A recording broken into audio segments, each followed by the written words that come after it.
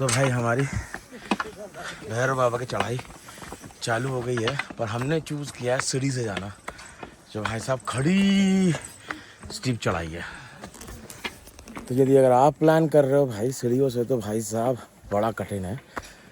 और भाई साहब हमारे साथ एक प्रॉब्लम हो गई है, जिसकी वजह से हमको कुछ करना पड़ा है।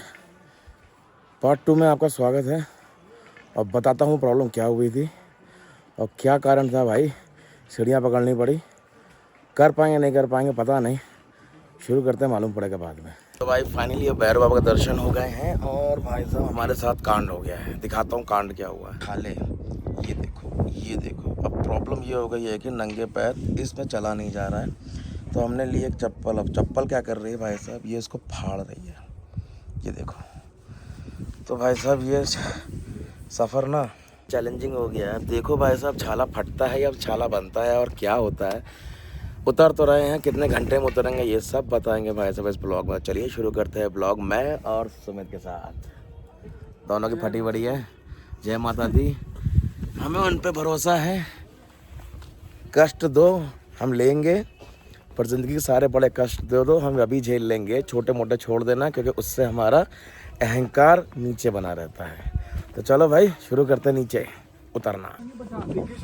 दबा दी होगी उन्होंने। आजकल तो मैं वो सारा थंबनेल सब कुछ उससे कर रहा हूँ ना, AI वगैरह से। वही स्क्रिप्ट बना देता मुझे, तो मैं और ज़्यादा इन्हांस करने की कोशिश कर रहा हूँ मैं। समझा कुछ ना कुछ भाई, है ना। हाँ अपलोडिंग हो जाती है, मैं कर लेता हूँ कैसे तैसे भी करके। अभी भी जाऊँगा मैं। आज का सुबह का मैंने क्या किया इस पूरे ट्रिप को ना, भाई साहब उतरते समय जब हमने सीढ़ियाँ ली हैं, तो भाई साहब कटरा का क्या नज़ारा दिख रहा है। ये देखिए आप, क्या मस्त है कटरा का। वाह, वो जो दिख रहा है ना, वो है रेलवे स्टेशन आपका कटरा का। इतना अद्भुत भाई साहब, ये देखिए। चलो भाई सीढ़ियों से जा रहे हैं।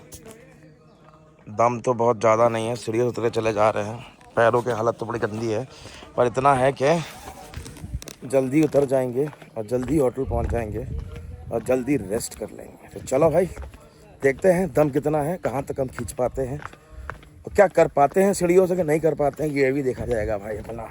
अरे मैया रे, इस बार माता ने काफ़ी ही कष्ट से हमको बुलाया है। चलो कोई नहीं है, माता आने में कष्ट दिया है, ज़िंदगी में कष्ट मत देना, बस यही ध्यान रखना।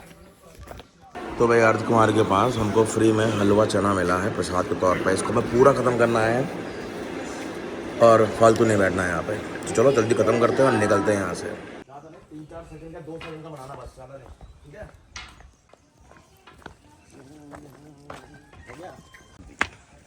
ठीक है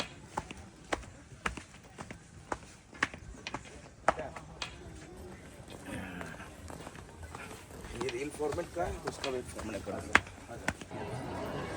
तो भाई साहब हम पहुंच चुके हैं अर्ध कुमारी। इसको हमें कवर करने में लगे हैं कम से कम 1 घंटा। जाने में हमको काफ़ी टाइम लगा था और आने में उतरने में हमको ज़्यादा कम टाइम लग रहा है, क्योंकि हम स्टेयर्स यूज़ कर रहे हैं। भाई साहब बैंड बजी हुई है और बताता हूँ आपको आगे चल के कि भाई साहब पैरों की हालत क्या है। छाले फट चुके हैं, चप्पल रगड़ रहे हैं, अब उतरना ज़रूरी है। चलो आगे बताता हूँ मैं। तो भाई सबसे लंबी लीप हम स्टेयरकेस के ले रहे हैं, 558 स्टेयरकेस। जल्दी नीचे पहुंच जाएंगे, मतलब 1 घंटे में हम नीचे पहुंच भी जाएंगे। भाई साहब पहुंचा तो बस लगी पड़ी है।